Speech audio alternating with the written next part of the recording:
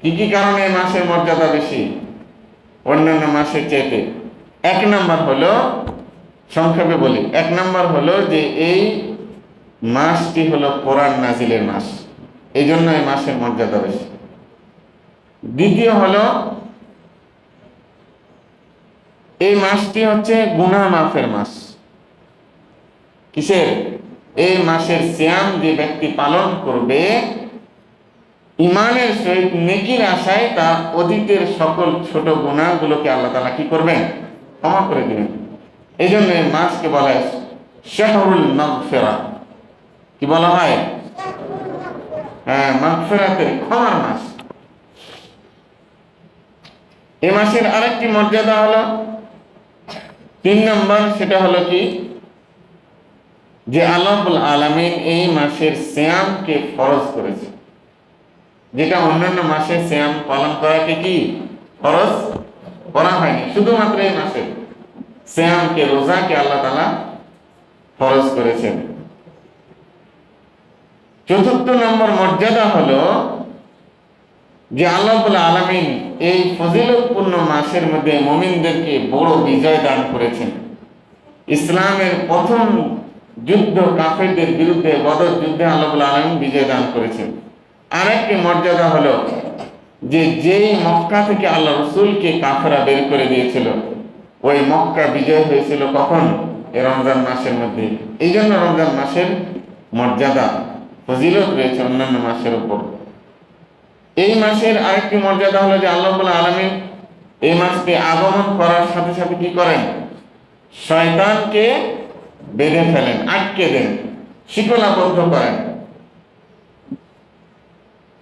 শয়তানকে কি করেন? শিকলাবদ্ধ করেন, বেঁধে রাখেন। এই মাসের আরেকটি মর্যাদা হলো যে এই মাস আগমনের সাথে সাথে আল্লাহ তাআলা জাহান্নামের দরজাগুলোকে কি করে দেন? বন্ধ করে দেন। এই মাসের আরেকটি মর্যাদা হলো যে আল্লাহ রাব্বুল আলামিন জান্নাতের সমস্ত দরজাগুলোকে কি করে দেন? খুলে দেন, উন্মুক্ত করে দেন, যাতে করে বান্দা বেশি বেশি আমল করে এবং জান্নাতে যেতে পারে। এই মাসের মর্যাদা হলো আরেকটি যে আল্লাহ রাব্বুল আলামিন আসমানের দরজাগুলোকে কি করে দেন? খুলে দেন। এই মাসের আরেকটি মর্যাদা হলো যে আল্লাহ রাব্বুল আলামিন রহমতের যতগুলো দ্বার রয়েছে, দরজা রয়েছে, সবগুলো খুলে দেন। সুবহানাল্লাহি ওয়া বিহামদিহি।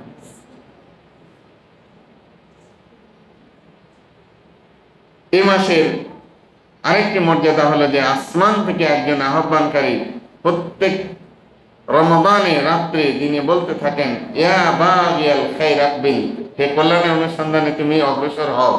মানে যারা ভালো চায় তাদেরকে উৎসাহিত করার মাস হলে মাহে রমজান। এটা আল্লাহর পক্ষ থেকে। পক্ষান্তরে যারা পাপে জড়িত, গুনাহের কাজে, তাদেরকে বলেন আকসির, তোমরা থেমে যাও, ক্ষান্ত হও, সামনে আর অগ্রসর হও না। এই মাসের আরেকটি মর্যাদা হলো যে আল্লাহ রাব্বুল আলামিন এমন মর্যাদা রেখে দিয়েছেন, যে ব্যক্তি এই রমজান মাসে, বিশেষ করে রমজান মাসে উমরা পালন করবে, সে একটি হজের সমপরিমাণ নেকি অর্জন করবে। অথবা আরেকটি বর্ণনা এসেছে আল্লাহ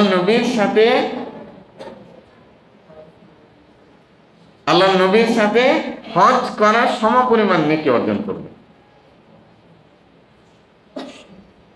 এই মাসের আরেকটি মর্যাদা হলো যে আল্লাহ রাব্বুল আলামিন 1000 মাস অপেক্ষা উত্তম শ্রেষ্ঠ রাত, শ্রেষ্ঠ রজনী লাইলাতুল কদরকে রেখে দিয়েছেন। যে রাত্রির কথা আল্লাহ তাআলা কি বলেছেন? লাইলাতুল কদরি খায়রুম মিন আলফি শাহর। 1000 মাসের ইবাদতের চাইতে উত্তম একটি রজনী রাত হলো লাইলাতুল কদর, যেটা কোথায় রয়েছে? রমজান মাসের মধ্যেই রয়েছে, শেষ দশকের বেজর রাত্রিগুলোতে। এই মাসের আরেকটি মর্যাদা হলো যে আল্লাহ রাব্বুল আলামিন একটি বিশেষ ইবাদত ইতিকাফকে এই মাসের মধ্যে রেখে দিয়েছেন। এই জন্য মাহে রমজানে এতটা মর্যাদা। আর শেষ যেটা বলবো, এই মাস হচ্ছে কি? ধৈর্যের মাস। কিসের মাস? সবরের মাস। শাহরুস সাবর, ধৈর্যের মাস।